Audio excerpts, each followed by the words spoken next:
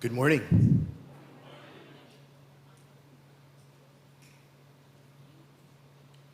Welcome to Melrose Unitarian Universalist Church.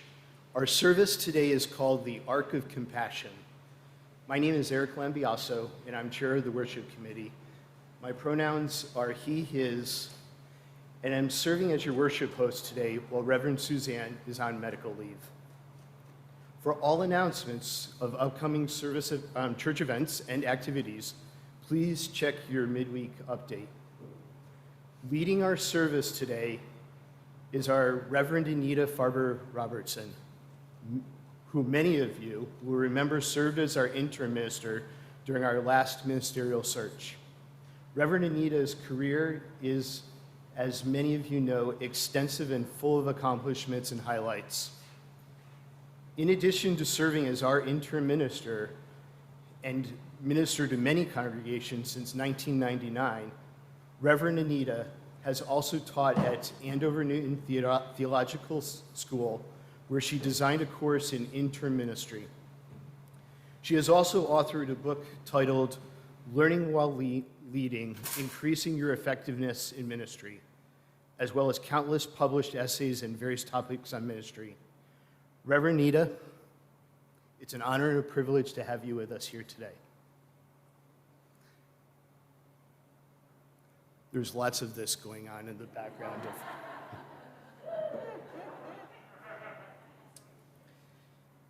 And thank you today to today's ushers, Gretchen Locke, Jeannie Harris, and our greeter, Wendy Masternardi. We really appreciate your service, and I welcome any of you to sign up and serve in this same capacity. Now, let's take time, as we do every week, to greet each other and look at our community online.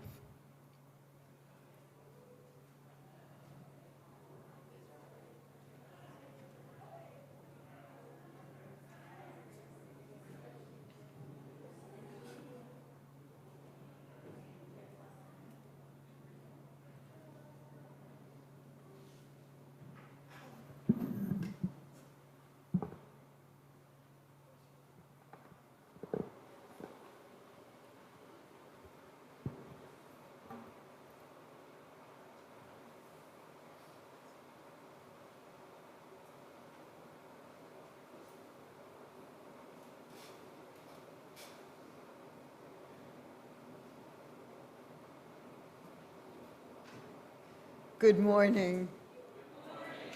It is wonderful to be back here with you. And I must say the place looks great and you look great. And we've been delivered a beautiful morning to be together. For that we can be grateful. I call us to worship with these familiar and beloved words. Holy and beautiful the custom which brings us together in the presence of the Most High, to face our ideals, to remember our loved ones in their absence, to give thanks, to make confession, to offer forgiveness, to be enlightened, and to be strengthened. Through this quiet hour breathes the worship of the ages, the cathedral music of history. Three unseen guests attend: faith, hope, and love. Let all our hearts prepare them place. Welcome to worship. And now together we will light the symbol of our living faith, the Flaming Chalice. And here to light it for us is Kathy Sang, board member at large.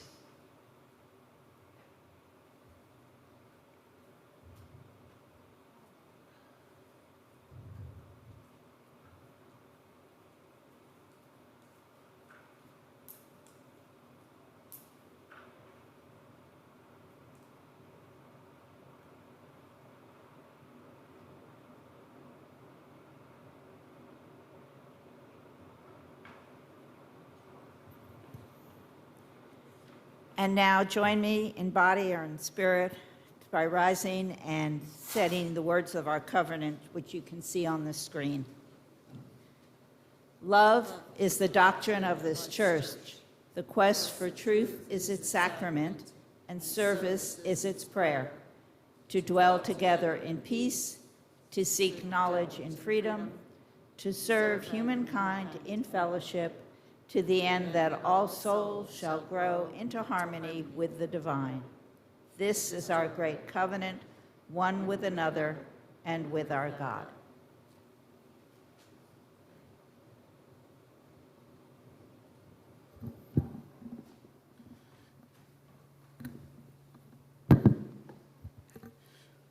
Please remain standing and join us all together in the opening hymn, Just as Long as I Have Breath, number 6 in the great hymnal.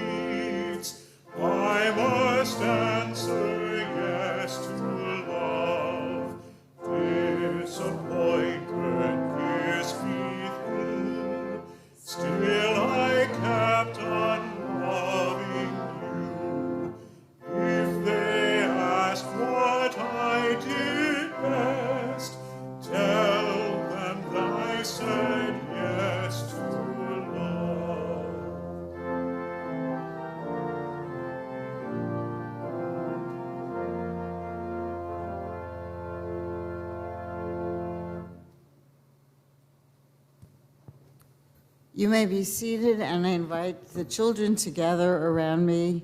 I will be speaking to you, although the adults are welcome to listen.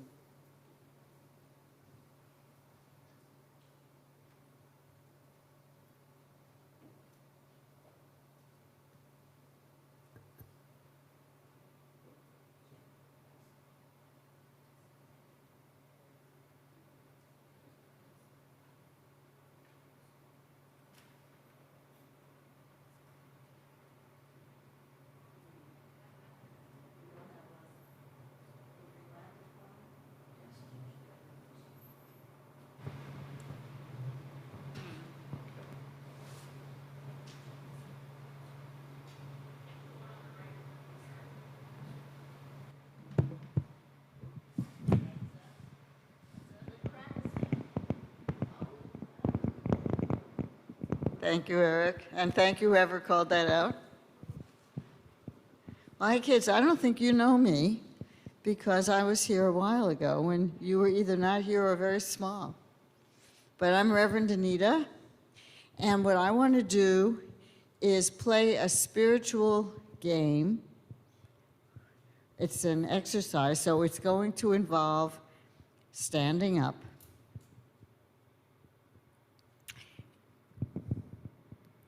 Okay, we've got some action here. Excellent. Okay, we have one reticent person. Okay, so this is the deal. This is what's happening.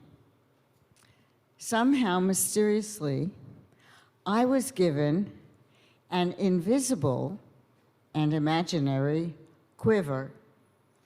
Does anyone know what a quiver is? What? You hold arrows in, exactly, and you put it on your shoulder, kind of like a one-shoulder backpack. This invisible imaginary quiver that I have on my shoulder is filled with balls of light. And this same mysterious power that gave me a quiver on my shoulder gave you one, and you one, and you one, and you one, and even you who's sitting back there. And anybody else who is watching who wants to be part of this, including those in live streaming land, or watching later land, or sitting right here in front of me. In this quiver are these special balls of light. Now, the thing about these balls of light is if you take them out, you can just quietly take them out and people will think you're just scratching your neck or something like that. You take them out and you can, I'm going to do it so the mic is going to move. You can move them in your hand and make them larger or smaller. You can throw them up in the air, and when you throw them up in the air, they get bigger, and then you can catch them back down and make them smaller. So can we have some practice? Can you take out your ball of light? And then that's it. You throw it up in the air and watch it get big, bring it back. Another thing, you can try throwing it to each other. Can you throw it to each other? Yeah, and you catch each other's balls of light.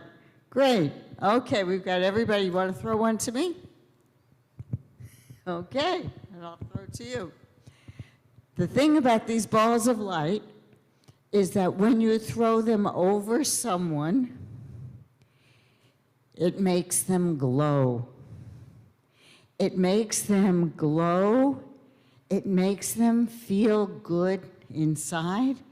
It makes them look beautiful to you. It makes them look attractive. It makes them feel better. And when people feel better, we're attracted to them. So one of the things you can do is when you have your ball of light and you see, let's say, your mom or dad is feeling grouchy, you can just throw a ball of light over them and watch them get shiny, glowing, much nicer. You can do it with your friends. You can do it with your pets. You can do it with your hamster or your dog. So I'd like you just for a moment, and the magic thing about this quiver is it keeps filling up.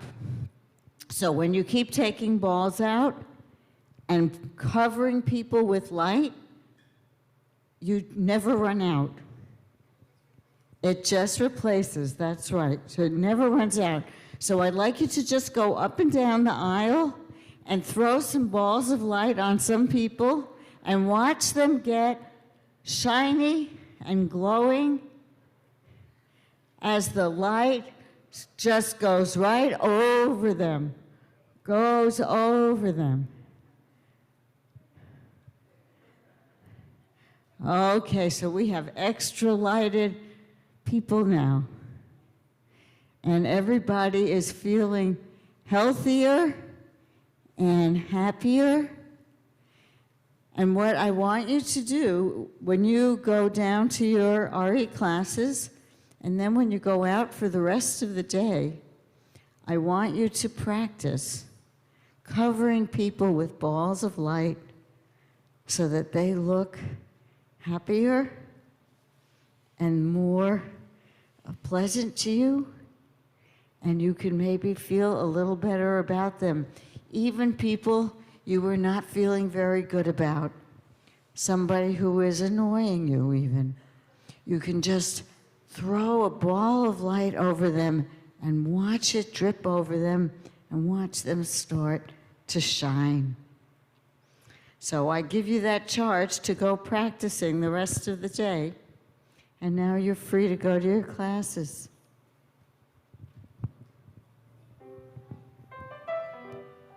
Yeah, take your quiver.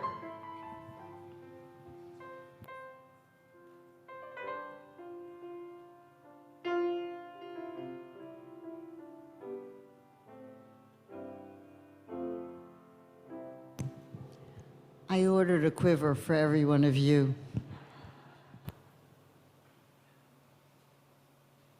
Thank you, Reverend Anita, for that story. I don't know about the rest of you, but the song Shiny Happy People is playing in my head. Each week, we take a few minutes out for prayer and meditation, a time for each of us to center ourselves and connect with the holy. Let's start by relaxing in our chairs, feeling your feet on the floor, letting your body settle in. Breathe in and breathe out.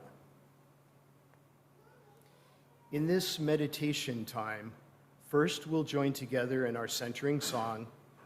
Then we will sit for a few minutes of shared silence. Then we will speak to one another our joys and sorrows. And then we will be led in a prayer by Reverend Anita. Our themes for October are courage and our second UU principle, justice, equality, and compassion in human relations. It's a month to think about how we, both as individuals and as a congregation, can create and share the courage to work for a more just and loving world. Our centering song for the month is called Meditation on Breathing. It's number 1009 in the Teal hymnal. Lyrics will appear on the screen, and Tom will lead us in singing. Join in as you like, and let the song guide you gently into our shared silence.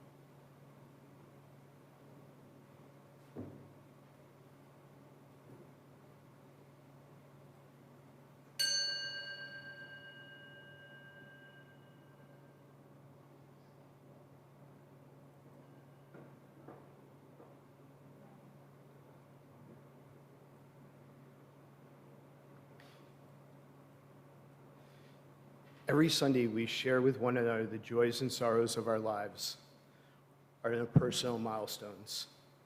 We listen with openness and compassion, letting this sharing weave us into a stronger community. First, if folks on Zoom have a sorrow to share today, please type it in the chat box now, and I'll read them out loud. And if folks here in the room have a sorrow to speak, you may come forward and we'll speak those one by one.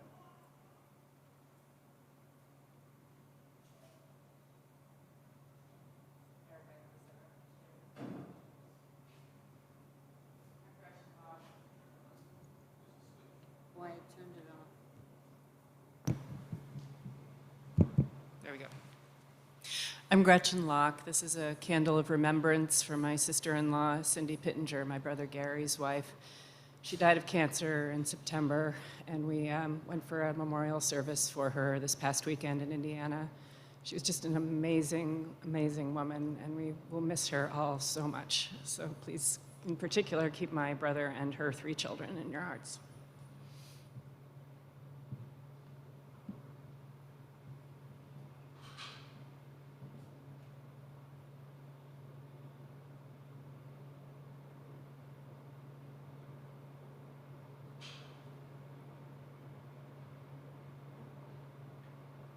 Bear with me for a minute. I've lost my connection to Zoom.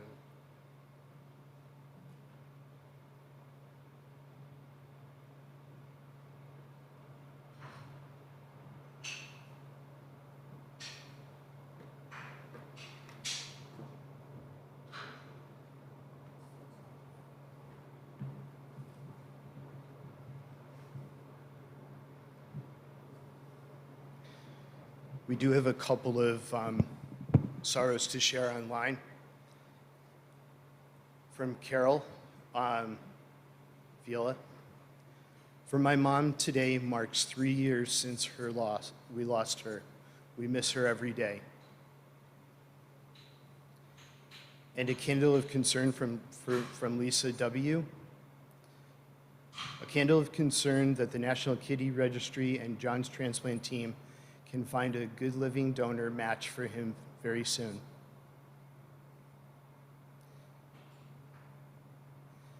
And from Margaret G. Margaret wants you to know that she has COVID, but is being taken care of.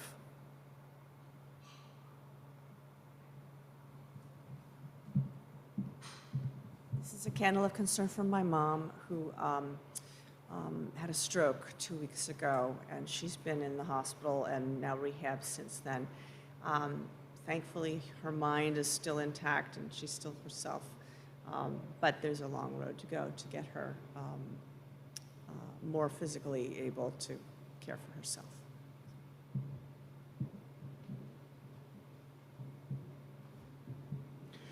Gretchen, if you could light the beige candle to hold each of these in our hearts together and give strength to those that have shared today.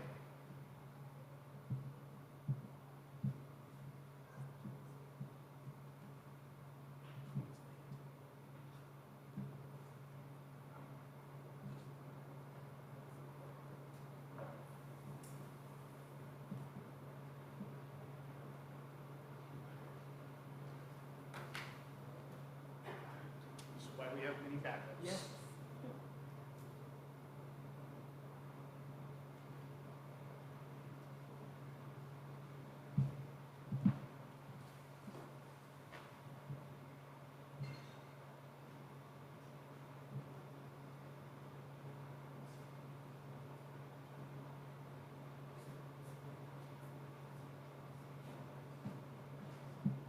Thank you, Gretchen.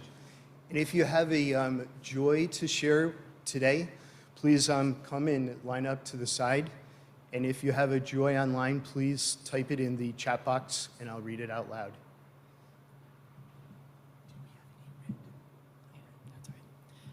So I have a joy too today. Our son Cameron and his longtime girlfriend Emily got engaged. They're going to be getting married in May in a fairly elaborate elopement, and then there will be family celebrations thereafter. So we're very excited for them.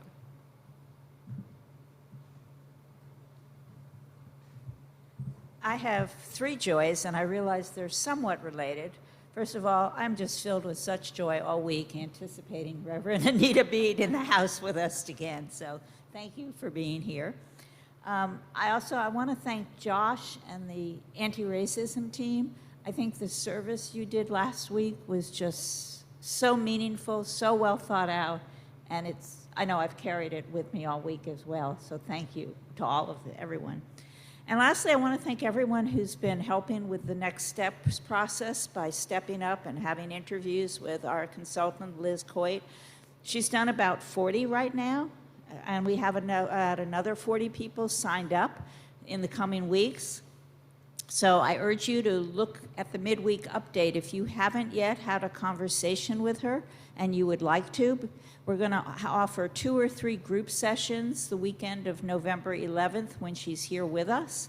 And so that'll be announced through the midweek update, and then you can contact the team and we'll sign you up. Thank you.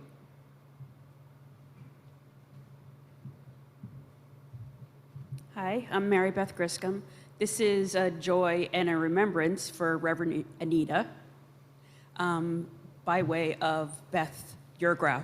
She wanted to say how grateful she was that Reverend Anita was able to do her mother's memorial service in Needham when she was with us as our interim, and what good memories she holds and how grateful she is.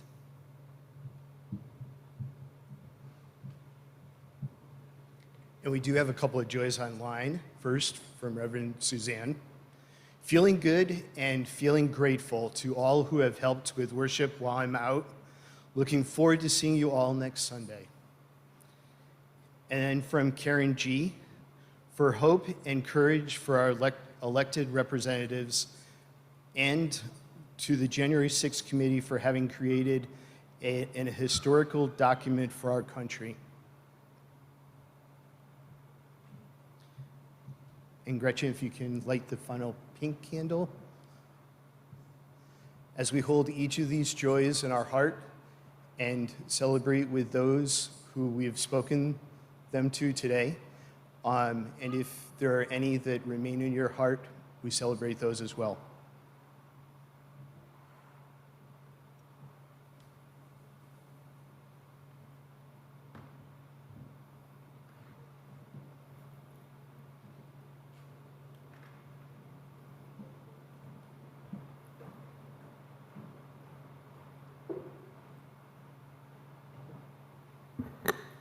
Our hearts are full. Please join me in the spirit of meditation and prayer. I'm going to invite you to breathe in and out again, and you might say, oh, we already did that. But my suspicion is it's something you need to do all the time. We are just bringing awareness to it. Breathe in. Breathe out. Breathe in. Breathe out. Breathe in. Breathe out. Keep breathing.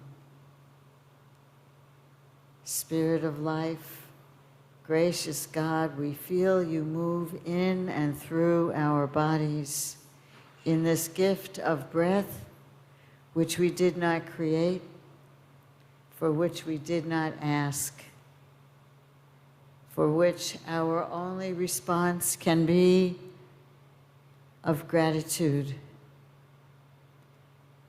and an open heart to receive and share. In the breathing, we feel our connection one to the other, to all that ever was and all that ever will be. The world is large, eternity is vast, and yet the air that carries our breath continues generation upon generation, breathing the same breath and sharing the dreams, the hopes, the sorrows, the disappointments, and the courage to move forward once again into this space of love and tenderness. We hold those who are remembering losses of people who have gone on, and losses of capacity, those that were named and those that we carry in our bodies. Always there are losses. This is the way of life. And there are joys. There are new beginnings. There are hopes and dreams. There are those we see who have the strength to carry forward when we pass the baton. All of this gives us hope. Into this space of community and care, we hold the joys and sorrows of our local community, of our country, which is shuddering in the anticipation of the elections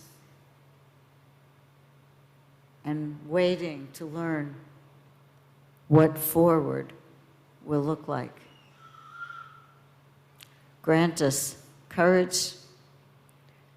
Grant us the ability to sustain our love and our care in times of joy and times of sorrow. Grant us compassion for those we love and those we don't. Grant us the gift of the generous heart. In the name of all that we hold highest and holiest, we pray. Amen.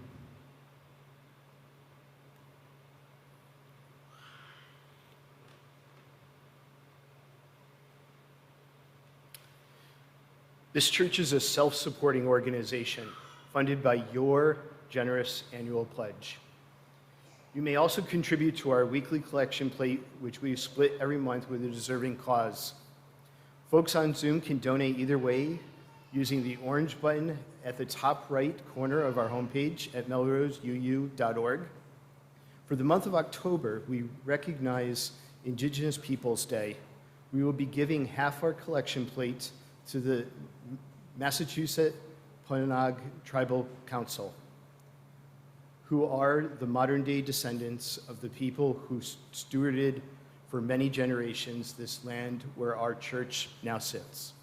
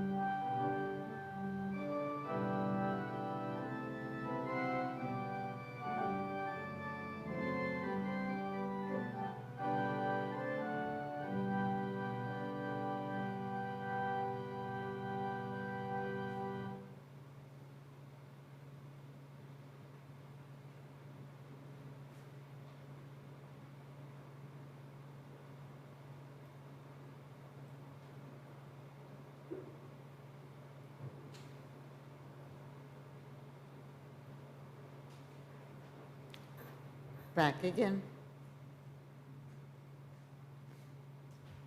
My first reading is a poem called Courage by Anne Sexton. Courage. It is in the small things we see it. The child's first step, as awesome as an earthquake. The first time you rode a bike, wallowing up the sidewalk. The first spanking, when your heart went on a journey all alone. When they called you crybaby, or poor, or fatty, or crazy, and made you into an alien. You drank their acid and concealed it. Later, if you faced the death of bombs and bullets, you did not do it with a banner. You did it with only a hat to cover your heart. You did not fondle the weakness inside you, though it was there. Your courage was a small coal that you kept swallowing. If your buddy saved you and died himself in doing so, then his courage was not courage. It was love. Love as simple as shaving soap. Later, if you have endured a great despair, then you did it alone, giving a transfusion from the fire, picking the scabs off your heart, then wringing it out like a sock. Next, my kinsman, you powdered your sorrow. You gave it a back rub, and then you covered it with a blanket, and after it had slept a while, it woke to the wings of roses and was transformed. Later, when you face old age and its natural conclusion, your courage will still be shown in little ways. Each spring will be a sword you'll sharpen. Those you love will live in a fever of love, and you'll bargain with the calendar. And at the last moment, when death opens the back door, you'll put on your carpet slippers and stride out. Thus ends our first reading, and I'm going to try getting off this little step.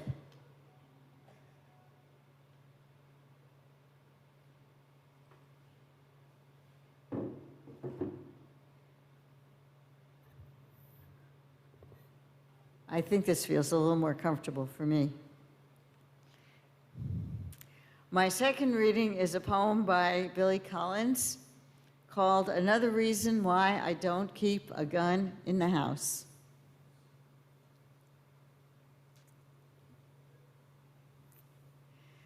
The neighbor's dog will not stop barking. He is barking the same high rhythmic bark that he barks every time they leave the house. They must switch him on their way out. The neighbor's dog will not stop barking. I close all the windows in the house and put on a Beethoven symphony full blast, but I can still hear him muffled under the music, barking, barking, barking. And now I see him sitting in the orchestra, his head raised confidently, as if Beethoven had included a part for barking dog.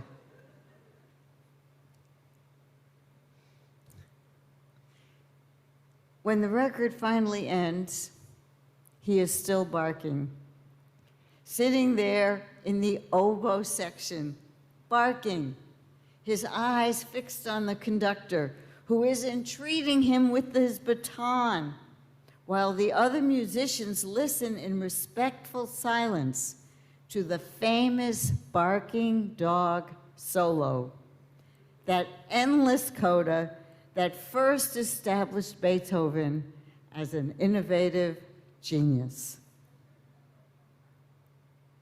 Thus ends my second reading.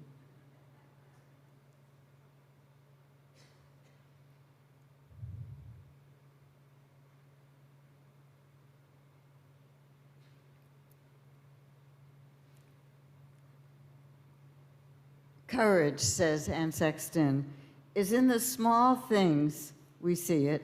The child's first step, as awesome as an earthquake. And I know I have a great-grandchild who just took his first steps last week. It is in the small things we see it. The child's first step, as awesome as an earthquake. The first time you rode a bike, wallowing up the sidewalk. The first spanking when your heart went on a journey all alone. When they called you crybaby, or poor, or fatty, or crazy, and made you into an alien. You drank their acid and concealed it. Yes, we say, sucking in our breath, stunned as we remember those times of which she speaks. And maybe not fondly. Maybe memories we would rather she had not called up for us. Courage. Courage. It often starts with unpleasantness, doesn't it? Something scary or painful that we might choose to avoid if we could, but for some reason we must face. If it were easy, it wouldn't call forth courage. And there are so many hard things in life that it is inevitable that if you made it this far, if you made it into adulthood, I know you have had practice, right? When I was serving in First Parish in Canton, my first church where I was for 11 years, I was there in the 1980s and early 90s, they had two major fundraising events. One in the spring that was an auction and flea market, and one the end of October. It was a haunted house. The haunted house was an event that was all hands on deck. They were so into it. It involved people who were inventing exhibits, people who were building sets, people who were making costumes, people who were going to be actors, people who were going to design things, people who were going to make refreshments, people who were going to sell tickets. There was a part for anyone who wanted to participate, and everybody needed to. And they were into it. I often wondered when I first got there about such a strange thing as a church being really into a haunted house and scaring people, but it was their big money maker. I wondered why were they so into it? What were they doing? Well, for some people it was simple. They wanted to raise money. For others, they had the idea that they were offering the community some great entertainment. And for some it was just a chance to play. Grown-ups could get in funny costumes, and children could do things ordinarily they wouldn't be allowed to do. And those were all real and valid purposes. But I could see that something else was going on, something unarticulated, but which I thought was very important. It was an opportunity for people, both young and old, to do something that I called fright management. Fright management. Simply, it created a space in which people could practice courage. And they did. For 3 days in October, the lines would be out the street and around the block. And many people did it over and over and over again. And I would watch children shaking, so scared as they were getting ready to go in, crying maybe even. They'd come out the other end, tears pouring down, turn around to their parents and say, "Can we do it again?" And I remember the kids who would go through with their eyes closed, and you could see as soon as they started walking in, closing their eyes, and they get out the other end, their eyes still closed, open their eyes, and then ask if they could go through again, trying to do it with their eyes open. And if their parents were patient enough to wait on the long line all over again, you could see the joy and how proud they were and how brave they had been when they had made it through with their eyes open. Now, we did have some constraints in our design. We discussed those quite a bit. So we could do things like women leaping out of coffins to scare you. I did that. But we didn't do anything that was violence against persons. That was off the board. It was basically to startle people. But we could see, I could see, that these people, teenagers, children, even grown-ups, would go through this process of screwing up their courage and doing it multiple times, over and over again, in one particular weekend, and then year after year. It was a chance to practice courage. Because we know in life, the scaries and the heartbreaks will always come, as will the joy and the wonder and the love. And we do need to learn how to greet them all. Greet them all. But this month we were asked to consider our second principle of Unitarian Universalism, which is the principle that calls us to affirm and promote justice, equity, and compassion in human relations. It may be obvious that answering the call to promote justice and equity requires courage, because let's face it, when you're doing that, you're always up against a power structure. And we know that power structures have the capacity to hurt you in response when you take them on. But this morning, I want to do something different. This morning, I want us to consider a different kind of courage, the kind of courage it takes to respond with compassion. Compassion challenges us to find a kind of courage that is so quiet, so private, so intimate, that we often can journey through our days avoiding the challenge and avoiding even acknowledging that we have done so. I love Billy Collins' poem, Another Reason Why I Don't Keep a Gun in the House, because in that poem he takes us through the arc of compassion, revealing what it looks like, showing us that while it may be hard, it may be a challenge, it is doable. And ultimately, when we do it, it is life-affirming and heart-opening. The neighbor's dog will not stop barking. He is barking the same high rhythmic bark that he barks every time they leave the house. They must switch him on their way out. Collins starts out irritated, as many of us would be irritated. He is irritated at the dog who will not stop barking, and he is irritated, working himself up to being irritated at the neighbors who surely must switch him on the way out. He is taking this immediate experience and spreading it over a past and a future, making it worse by suggesting that the neighbors have a way of managing this irritant and are doing it intentionally. You can feel the anger and the exasperation rising as he continues. The neighbor's dog will not stop barking. I close all the windows in the house and put on a Beethoven symphony full blast, but I can still hear him muffled under the music, barking, barking, barking. Collins has had it. I can feel it. I know what that feels like. You probably do too. Am I right? Have you ever been that irritated? It goes like this. This has happened before. It will happen again.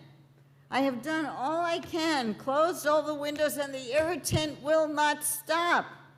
I want to jump out of my skin or throttle somebody, that other who is irritating me. Yeah, I've had that feeling. And just when the exasperation, the anger really is reaching its peak, he does something different. And now I can see him sitting in the orchestra, his head raised confidently, as if Beethoven had included a part for barking dog. Instead of othering the dog, othering the irritant, he embraces it and finds a place for it in his own story and his own comfort zone. It is so smooth and seamless, you hardly know what happened, except that you suddenly feel the release of the anger and feel the warmth of compassion. The neighbor's dog will not stop barking. I close all the windows in the house and put on a Beethoven symphony full blast, but I can still hear him muffled under the music, barking, barking, barking. And now I can see him sitting in the orchestra, his head raised confidently, as if Beethoven had included a part for barking dog. And maybe like me, when you hear that, you smile. When the record finally ends, he's still barking, sitting there in the oboe section, barking, his eyes fixed on the conductor, who is entreating him with the baton, while the other musicians listen in respectful silence to the famous barking dog solo, that endless coda that first established Beethoven as an innovative genius. My, it feels good. It feels good, doesn't it? What had felt painful or threatening or irritating or maddening is now a friend, a source of joy or humor, levity, or even pleasure. The arc of compassion, transformed as if by magic. Only it wasn't magic. It was courage. Courage to step back. Courage to let go of what had gripped him and which he had gripped in return. Courage to stop othering and instead find the warmth of the animal nature, the beauty of the animal being simply itself, as God in life had intended it. Not about irritating him, but about reveling in being itself. A barking dog filled with life and joy, God's gift. Can we receive it? Be grateful even? It takes practice. It takes practice. Maybe for you it's not a barking dog, but something else you are trying to distance, subdue, other. A neighbor's loud music that you don't like. Teenagers on the street corner laughing and talking some kind of jive that feels weird and awkward and maybe even a little hostile to you. A skateboarder going by oblivious to the pedestrians. A baby who keeps crying. A kid pestering. A driver who cuts you off. A clerk who somehow doesn't think that the customer is always right. A coworker who undermines you. Ouch. That's tough. It's getting harder now, maybe, to find that place of courage where compassion grows in place of anger. But it is there if you follow the arc. Acknowledge the irritant, acknowledge the exasperation, the anger, and acknowledge the human being that is behind it, the person who loves and lives and hurts and cries and hungers, as do you. The person for whom Beethoven might have written a part, or for whom Da Vinci might have painted a painting. You can do it. You can do it. You can, with your courage, in the face of the irritant, traverse that arc of compassion from othering to embracing, including them, whoever they are, in your world of love. And we need that, my friends. We need that, the courage of compassion and love. May it be ours. May it be ours. Amen. And blessed be.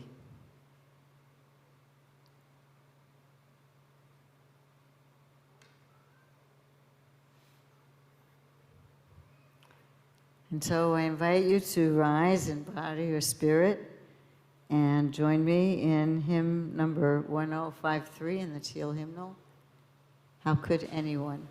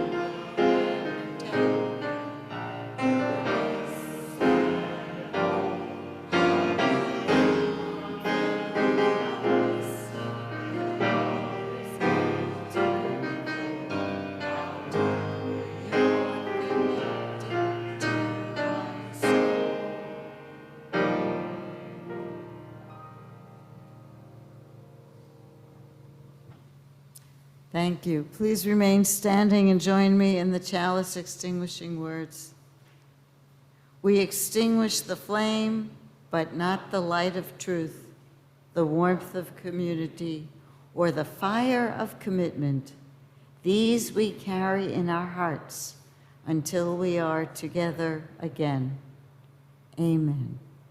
And remember, you are all bathed with balls of light.